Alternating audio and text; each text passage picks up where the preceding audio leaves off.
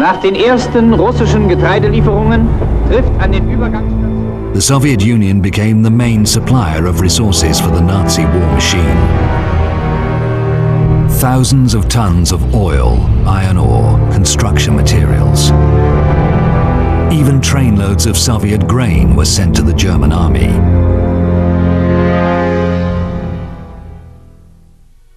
Soviet citizens were starving, but their government was sending food to Hitler.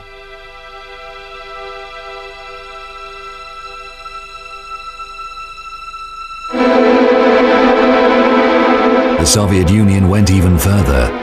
It persuaded the communist parties of Europe to sabotage the resistance movement and to support the Nazis. Comforting to see Parisian workers talking to German soldiers as friends in the street or at the corner cafe. Well done, comrades, and keep it up. Even if it displeases the middle classes, the brotherhood of man will not remain forever a hope. It will become a living reality. That is the French Communist Party in July 1940.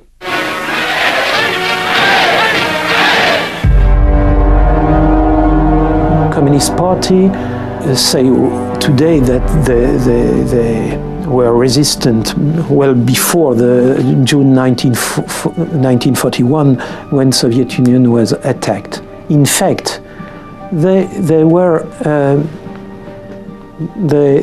in fight with the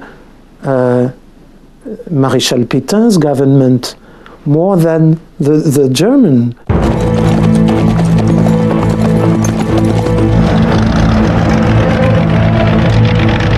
In June 1940, Hitler crushed France.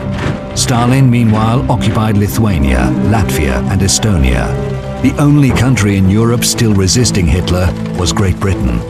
If Great Britain goes down, the Axis powers will control the continents of Europe and Asia and Africa and Australasia and the high seas. And they will be in a position to bring enormous military and naval resources against this hemisphere. The US President Roosevelt regarded the Soviet Union as an Axis power.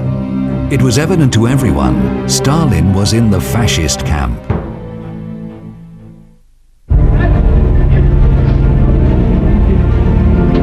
The Soviet Premier Molotov went to Berlin to discuss the post-war world order.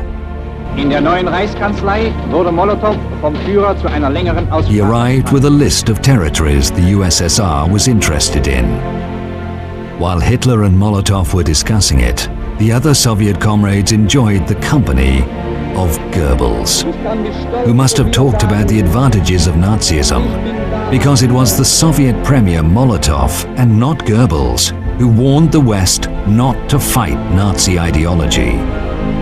More than that, in his address to the Supreme Soviet in the Kremlin, Molotov declared that fighting Nazi ideology was actually a crime.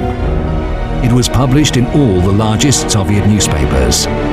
Later, that page will disappear from the public libraries of the USSR, along with many other pro-Nazi statements of the Soviet government. But why was fighting Nazism a crime in the Soviet view? Because mass killings and concentration camps were based on that ideology. Work makes you free. The Nazi camps. Work is an honor. The Soviet camps. If someone wanted to fight the ideology behind it, he would end up fighting the Soviet regime too. Molotov knew it. After all, he was the one who personally monitored the extermination of 7 million Ukrainians. Himmler monitored extermination of Jews. Both men agreed that for the common good, certain groups simply needed to be killed.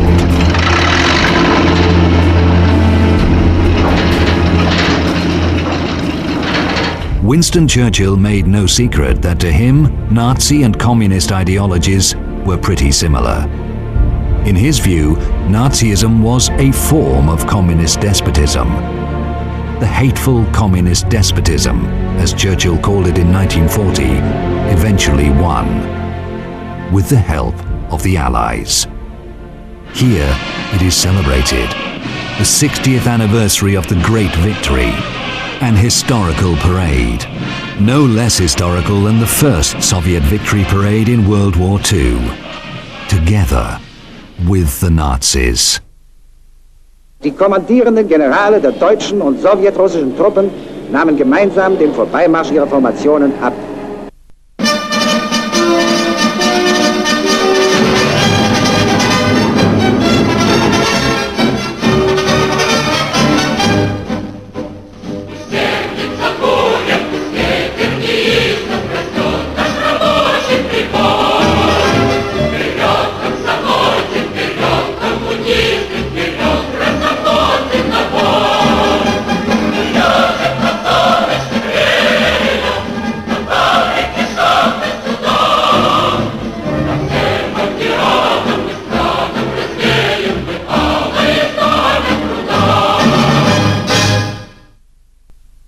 The Soviets never emphasized that they were parading under the Nazi flag. Officially, Moscow portrayed itself as an epic anti-fascist fighter. Many people believed it. Many Jews fled to the USSR to be protected from Hitler. And then Stalin did something unimaginable. He rounded them up and delivered them back to the Gestapo as a gesture of friendship.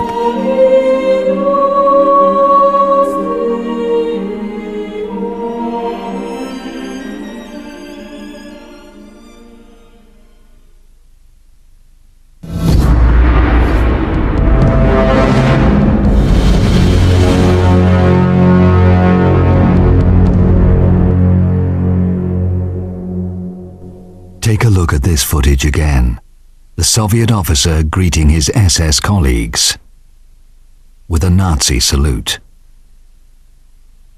The Nazi SS and the Soviet NKVD, the Stalin security police, cooperated very closely. Archive documents reveal the enormous scale of this cooperation. Lists and lists of German communists and Jews which Soviets were delivering to the Nazis.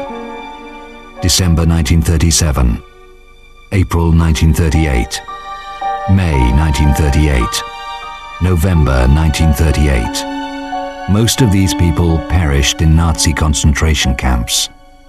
But the SS-NKVD partnership was not limited to the extradition of common enemies. NKVD was training Gestapo. The Soviet machinery of terror had been operating for 20 years before the Nazis even started. Делегация германских гестапо, СС приезжает в Советский Союз учиться, как строить концлагеря. Посещали концлагеря, как это нужно, как огораживать, как ставить. The Soviet officers, in turn, went to Nazi-occupied Krakow to meet with their SS colleagues. The Jewish question was high on the meeting's agenda. Soviet officials coordinated the deportation of Jews personally with the SS Brigadeführer Otto Wächter, one of the masterminds of the Holocaust. He moved the Jews to the Krakow ghetto and later arranged their extermination in gas chambers. The fact that the Soviets collaborated with the SS is not denied by Russia anymore. What is still denied is that this collaboration was based on a written agreement.